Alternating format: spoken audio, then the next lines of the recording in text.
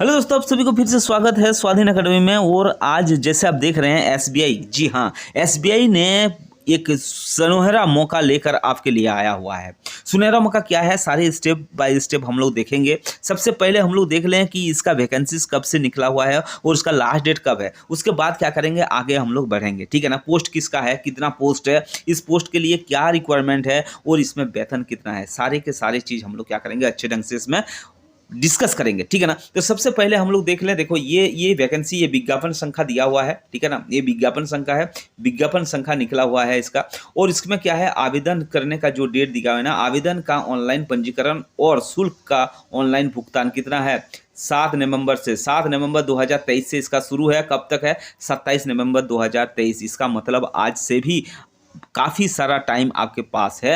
आप इसको क्या करिए, पूरा का पूरा देख लीजिए। देखने के बाद क्या कीजिए, आप इस फॉर्म को अप्लाई कीजिए, ठीक है ना। ये क्या है, ऑल इंडिया बेसिस वैकेंसी है। इसके अंदर क्या है, भारतीय स्टेट बैंक द्वारा क्या है, आधार जो है वो सभी वर्ग के लिए और सभी स्टेट के लिए यानी ऑल इंडिया बेसिस में ये क्या है। उसके बाद क्या है, इसका अनुरोध क्या किया गया है कि उम्मीदवारों से अनुरोध है कि ये बैंक वेबसाइट है ना, इसके अंदर जाकर क्या करें, फॉर्म फिलअप करें, ठीक है ना। फॉर्म को अप्लाई करें इसके अंदर जाकर। ये इसका ऑनलाइन फॉर्म फिलअप इसके अंदर करना है। जो भी आप इसके अंदर रिक्वायरमेंट है, अगर आप उस रिक्वायरमेंट को फिलअप करते हैं, फुलफिल करते हैं, तभी जाकर क्या कीजिए, आप इसको अप्लाई कीजिए, ठीक है ना। उसके बाद भी इसके अंदर क्यूआर कोड दिया हुआ है, आपको राइट साइड में आपको दिखाई दे रहा है। ये आपको राइट साइड में ये दिखाई दे रहा है आपको ये क्यूआर कोड। अब इस क्यूआर कोड में भी जाकर आप स्कैन करके क्या कर सकते हैं, इसको अप्लाई कर सकते हैं इस पोस्ट के लिए। तो पोस्ट क्या है, सबसे पहले हम लोग देख लेते हैं। पोस्ट है उप प्रबंधक और प्रबंधक,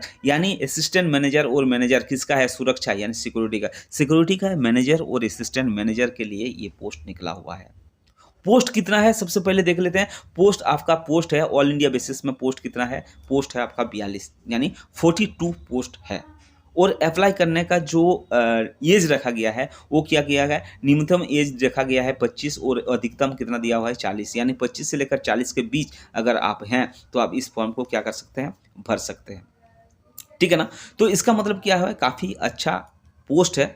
इसका सैलरी भी जो होगा ना वो काफ़ी उम्दा सैलरी होगा, काफ़ी ज़्यादा सैलरी होगा, ठीक है ना। और ये जो होगा ना वो किस बेस पर इसका चयन होगा, इसका क्या लिखा हुआ है इसके अंदर, ये देखो आपका लिखा हुआ है कि मूलभूत जो योग्यता चाहिए वो क्या चाहिए और अनुभव क्या चाहिए। इसके अंदर क्या है, एक्सपीरियंस मांगता है, ठीक है ना। तो इसके अंदर क्या लिखा हुआ है, योग्यता क्या लिखा हुआ है, पहले सबसे पहले योग्यता देख लेते हैं। योग्यता अगर आप इस कैटेगरी में हैं तभी जाकर इस फॉर्म को भरिए, अदरवाइज इस फॉर्म को आप ना भरिए, ठीक है ना। इसके अंदर क्या लिखा हुआ है, देखो इसके अंदर लिखा हुआ है कि उप प्रबंधक के लिए यानी असिस्टेंट मैनेजर के लिए, सुरक्षा असिस्टेंट मैनेजर के लिए क्या लिखा हुआ है, कम से कम 5 वर्ष के कमीशन प्राप्त सेवा के साथ भारतीय सेना में न्यूनतम रैंक कैप्टन अधिकारी, भारतीय नौसेना, वायुसेना, मतलब ये जो सेना यानी पुलिस, भारतीय पुलिस है ना, अर्धसैनिक बल, सहायक आरक्षक, मतलब इस टाइप के आपके पास एक्सपीरियंस होना चाहिए कम से कम 5 साल के लिए,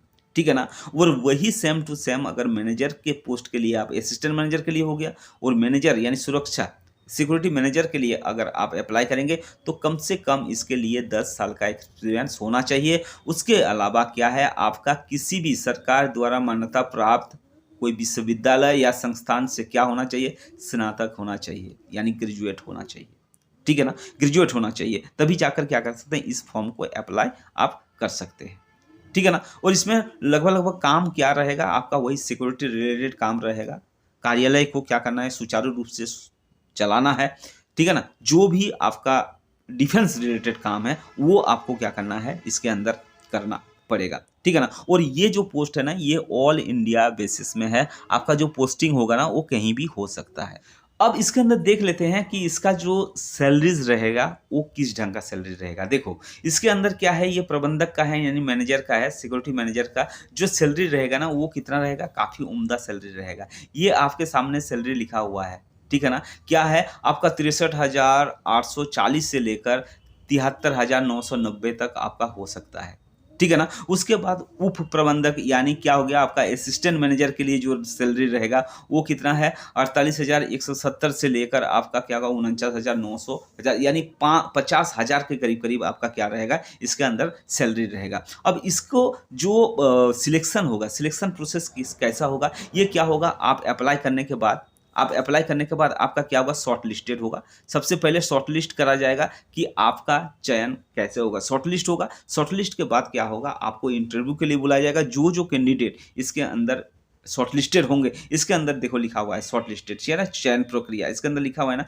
चयन प्रक्रिया, कि चयन प्रक्रिया कैसे होना चाहिए, ठीक है ना। चयन प्रक्रिया ऐसे ही होगा, इसके अंदर सारा चीज़ लिखा हुआ है। देखो मात्र न्यूनतम योग्यता के अनुसार अनुभव के पूरा करने के बाद जो उम्मीदवार होंगे उसको क्या किया जाएगा, इंटरव्यू के लिए बुलाया जाएगा, ठीक है, के लिए बुलाया जाएगा। और इंटरव्यू में जो चयन कमेटी है, वो चयन कमेटी के द्वारा जो निर्धारित मार्क दिया हुआ है, यानी 100 मार्क्स का देखो लिखा हुआ है ना, 100 मार्क्स का क्या करना है, उसको देना है आपको, उसी हिसाब से आपको क्या हो जाएगा, चयन हो जाएगा। काफ़ी अच्छा है, वैकेंसीज काफ़ी अच्छा है। अगर आप इस क्राइटेरिया के अंदर हैं, अगर इस क्राइटेरिया का आप फिल कर सकते हैं, तो आप इसको क्या कीजिए, 100% इसको भरिए। चांस है कि आपको ये पोस्ट आपके लिए इंतज़ार कर रहे हो, ठीक है ना। धन्यवाद। इसी टाइप का वीडियो देखने के लिए आप क्या करिए, चैनल को सब्सक्राइब और लाइक जरूर कीजिए।